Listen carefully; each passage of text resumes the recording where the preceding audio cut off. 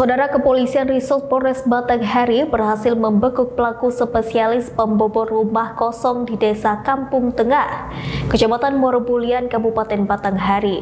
Dalam aksinya, pelaku tersebut menjarah isi rumah korban yang memang ditinggal pergi ke Pulau Jawa.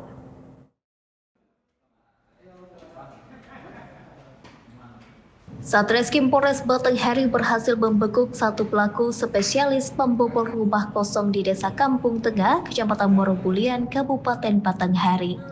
Aksi pelaku ini dilakukan sendiri tanpa ada rekan lainnya. Dari aksinya tersebut, pelaku berhasil membawa kabur satu kulkas, 10 teralis jendela dan pintu, serta surat-surat berharga. Kadif Bidum Polres Batanghari Ibtu Gegar Mahdi membenarkan bahwa adanya penangkapan pelaku atas nama Ade Irfan yang melakukan pencurian dengan pemberatan dengan cara menjoger rumah yang dalam keadaan kosong. Aksi pelaku ini berhasil diungkap setelah tim Satreskrim melakukan pengintaian atas laporan dari korban.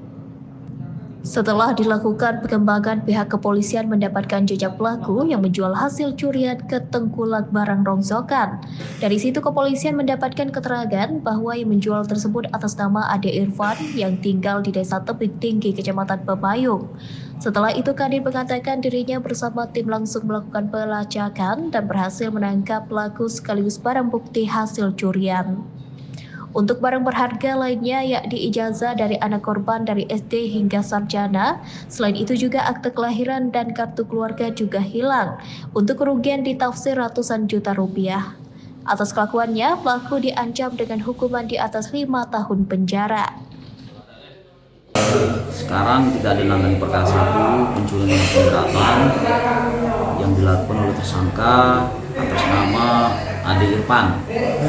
Ade Irfan ini adalah warga Kosan yang kebetulan berdomisili di Tebing Tinggi karena dia punya istri di Tebing Tinggi, tinggal di Tebing Tinggi. Dia melaksanakan aksi pencuriannya di Kampung Tengah, Kecamatan Morobulian. Nah, dia melaksanakan aksinya, melakukan perbuatan pidananya di rumah yang kebetulan penghuni rumah itu lagi pulang ke Jawa.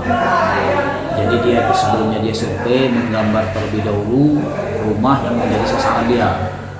Nah, karena memang rumah tinggal, jadi dengan leluasa dia melaksanakan aksinya tersebut. Nah, ketika dia berhasil membuka rumah dengan cara dicongkel, disitulah dia mengambil barang-barang milik korban berupa teralis jendela sebanyak 10 unit, satu buah kulkas, ditambah lagi surat-surat berharga milik korban berupa ijazah SD, SMP, SMA, dan strata 1. Ditambah lagi ada akte kelahiran milik korban dan milik anaknya. Kerugian ditaksir berapa, Pak? Kerugian ketika ditaksir dengan uang berjumlah lebih kurang 100 juta rupiah karena nilai daripada ijazah itu yang nilainya besar, karena ijazah SD sampai strata 1-nya hilang, termasuk akte kelahiran si korban sendiri dan anak-anaknya. Untuk pelaku ada berapa orang? Untuk pelaku sendiri, karena pelaku tunggal. Pelaku itu domisili mana, Pak? Pelaku berdomisili di Desa Tebing Tinggi. Kebetulan memang istrinya orang warga Desa Tebing Tinggi, Kecamatan Pepayung. Kalau si pelaku sendiri berasal dari Desa Terusan Seberang, Kecamatan Morobulian. Bisa dijelaskan proses penangkapannya, Pak? Jadi ketika kita terima laporan dari si korban selaku pihak yang dirugikan, kita melakukan proses lidik di lapangan.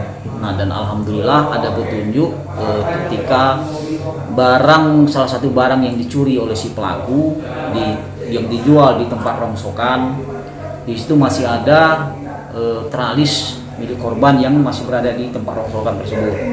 Nah, ketika kita interogasi si pemilik rongsokan mengatakan bahwa dia beli dari orang yang kebetulan dikenal oleh adik pemilik rongsokan. Nah, di situ awal petunjuk yang kita dapatkan. Nah, ketika itu kita kembangkan dan alhamdulillah memang betul mengarah kepada si pelaku, dan pelaku langsung kita amankan untuk proses hukum lebih lanjut. Dengan ancaman hukuman di atas 6 tahun. Karena ini merupakan pencurian dengan pemberatan, dia masuk ke rumah dengan cara mencongkel. Ya. Hasil curian ini setelah dijual berapa dia mendapatkan? Kalau kita bandingkan dengan kerugian yang dialami korban, memang tidak sebanding. Karena ketika pada saat ia jual, ia dapatkan uang tidak sampai 400.000 rupiah karena dijual barang-barang kiloan.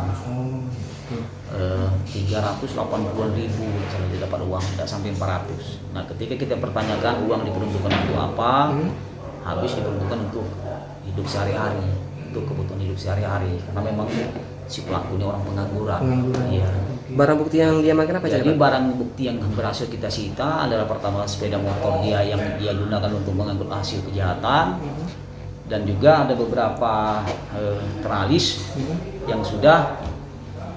yang masih ada di toko rongsokan tersebut, termasuk juga kulkas yang sudah dipotong-potong oleh pemilik rongsokan. Kontributor BTV Indra Wijaya melaporkan dari Batanghari.